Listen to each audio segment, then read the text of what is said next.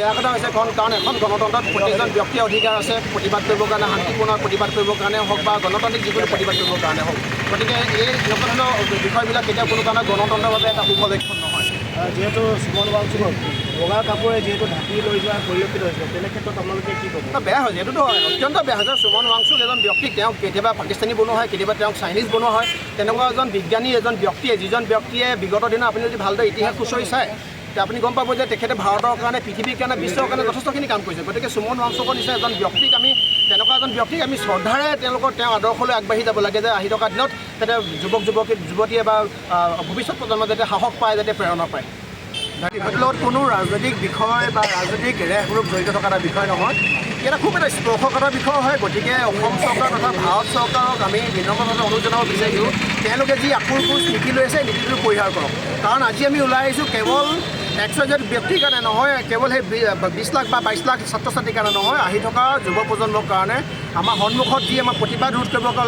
কৰিবলৈ অহা প্ৰত্যেকজন অসম পুলিচ প্ৰশাসনৰ বিষয়ববীয়া ল'ৰা ছোৱালীৰ কাৰণে গতিকে এটা কথাই আপোনালোকে ইয়াৰ পৰা আমি স্পষ্ট কৰিব বিচাৰিছোঁ যে এনেকুৱা ধৰণৰ এটা স্পৰ্শকাতৰ এনেকুৱা ধৰণৰ এটা চেঞ্চিটিভ এণ্ড ৰেছপনচিবিলিটি এটা পজিশ্যনত কেন্দ্ৰীয় শিক্ষামন্ত্ৰী ধৰ্মেন্দ্ৰ প্ৰধানৰ নিচিনা এজন অযোগ্য ব্যক্তি বহাই ৰখাতকৈ আমি ভাবোঁ যে বিজেপি চৰকাৰখনত তেওঁতকৈ যথেষ্ট যোগ্য ব্যক্তি ওলাব আৰু চৰকাৰে এই বিষয়টো কেন্দ্ৰতে হওক বা ৰাজ্যতে হওক বিশেষকৈ শিক্ষা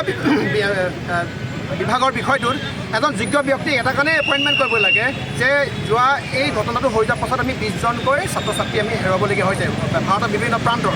যিসকল ছাত্ৰ ছাত্ৰীক হেৰুৱাইছে তেওঁলোকৰ বয়সৰ মেক্সিমাম বয়স 25 হয় চ' 25 বছৰ তলৰ ছাত্ৰ ছাত্ৰীসকল তেওঁলোক ইম'চনেলি ইমানখিনি ষ্ট্ৰং নহয় য'ত এনেকুৱা ধৰণৰ ডিচিশ্যন ল'ব পাৰে সিদ্ধান্ত ল'ব পাৰে গতিকে নিটৰ নিচিনা এক্সামেই হওক JEE নিচিনা এক্সামেই হওক বা NTA কণ্ডাক্ট কৰা যিকোনো ধৰণৰ এনেকুৱা ধৰণৰ চেণ্ট্ৰেল এজেঞ্চিয়ে কণ্ডাক্ট কৰা পৰীক্ষাৰ ক্ষেত্ৰত ভাৰত চৰকাৰে বিশেষভাৱে ভূমিকা ল'ব লাগে গুৰুত্ব আৰোপ কৰিব লাগে আৰু আমি বিচাৰোঁ আহি থকা দিনত এনেকুৱা ধৰণৰ এটা উদাহৰণ ইয়াত ছেট হওক বা এক্সাম্পল ছেট হওক যাতে কেতিয়াও কোনো কাৰণত অনাগত দিনত এনেকুৱা ধৰণৰ খেল ধেমালি এনেকুৱা ধৰণৰ লোকাভাৱত যাতে যুৱ প্ৰজন্মৰ লগত নহয় বিলাসী তেনে অসমৰ বিভিন্ন প্ৰান্তৰ জিলাই এনেকুৱা কাৰ্যসূচী হৈছে মই বিশেষকৈ তিনিচুকীয়া জিলা সমিতি ধন্যবাদ জ্ঞাপন কৰিব বিচাৰিছোঁ কেন্দ্ৰীয় সমিতিৰ তৰফৰ পৰা যে তেওঁলোকে ইমান সুন্দৰকৈ এটা প্ৰতিবাদী কাৰ্যসূচী আয়োজন কৰিছে আমি বিচাৰিম যে গণতন্ত্ৰৰ 4টা স্তম্ভ এই প্ৰকৃতিৰ মাজত ৰাইজৰ মাজত জীয়াই ৰাখক আজি আমি সকলোৱে দেখিবলৈ পাইছোঁ দেশত শিক্ষা খণ্ডৰ ওপৰত এক বিশেষ মাধমাৰ পৰিছে বিগত সময়ত 158টাকৈ পৰীক্ষাৰ প্ৰশ্ন কাকত ফাদিল হোৱাৰ পিছত দেশৰ যুৱ প্ৰজন্ম যিদৰে হতাশাত ভুগিছে এই হতাশাৰ বিৰুদ্ধে আজি দিল্লীৰ যন্ত্ৰ মন্ত্ৰত যুৱ শক্তিয়ে এক বিশেষ সংগ্ৰামৰ ঘোষণা কৰিছে আৰু সেই সংগ্ৰামৰ প্ৰতি সমৰ্থন জনাই আমি আজি বিলাসী সেনা অসমে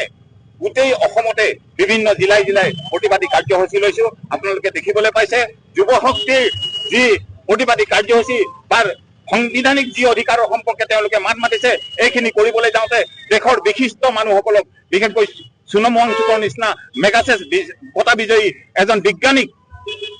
তেওঁলোকে যি ধৰণেৰে অপহৰণ কৰা দি গণতান্ত্ৰিক মঞ্চৰ পৰা তেওঁলোকে তুলি লৈ গৈছে এই কথাৰ আমি তীব্ৰ বিৰোধিতা কৰিছোঁ লগতে আজি যন্ত্ৰ মন্ত্ৰৰ পৰা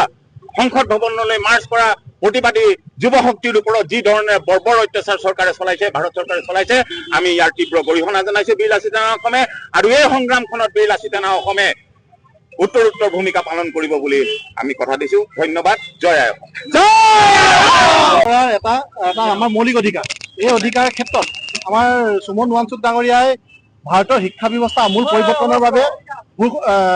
ভোক হৰতালত তেখেতে অংশগ্ৰহণ কৰিছিল যিহেতু নীট পৰীক্ষাৰ যি প্ৰশ্ন কাকত ফাদিল হৈছিল তাৰ নিকা অনুসন্ধান আৰু যিসকল দুখীয়া তেখেতক কৰায়ত্ব আৰু ইয়াৰ দায়িত্ব শিক্ষামন্ত্ৰীয়ে তাৰ দায়িত্ব গ্ৰহণ কৰি পদত্যাগ কৰা এইসমূহ দাবী লৈ তেখেতে অন্বেষণত বহিছিল কিন্তু আমি দেখিছোঁ যে চৰকাৰে তেখেতৰ লগত কোনো আলোচনাত নবহি তেখেতক বলপূৰ্বকভাৱে তেখেতৰ অন্বেষণ ভংগ কৰাৰ চেষ্টা কৰিছে যিটো সম্পূৰ্ণভাৱে অগণতান্ত্ৰিক এই কেন্দ্ৰীয় চৰকাৰৰ এই অগণতান্ত্ৰিক স্বেচ্ছাসেৱীমূলক নীতিক আমি কঠোৰ ভাষাৰে আমি ইয়াক গৰিহণা দিছোঁ আমি আশা কৰোঁ যে সুমন ৱাংচুক ডাঙৰীয়াক বিনা চৰ্তে তেখেতক মুকলি কৰি তেখেতৰ যি প্ৰতিবাদী কাৰ্যসূচী তেখেতে আকৌ চলাই নিব পাৰে তাৰ বাবে আমি তেখেতৰ লগত সদায় আমি তেখেতক সহযোগ কৰিয়ে এই আন্দোলন আজি আমি কৰিছোঁ আমি ভাবোঁ যে চৰকাৰে এই অগণতান্ত্ৰিক যি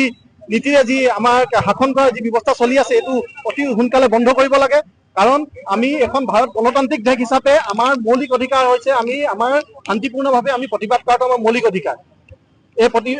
অধিকাৰ আৰু চৰকাৰে ইয়াক অগণতান্ত্ৰিকভাৱে যিদৰে আমাক শোষণ কৰাৰ চেষ্টা কৰিছে, ই এটা প্ৰতিবাদৰ বিষয়। সেইলৈ আমি আজি এই প্ৰতিবাদ কৰিছোঁ। ধন্যবাদ।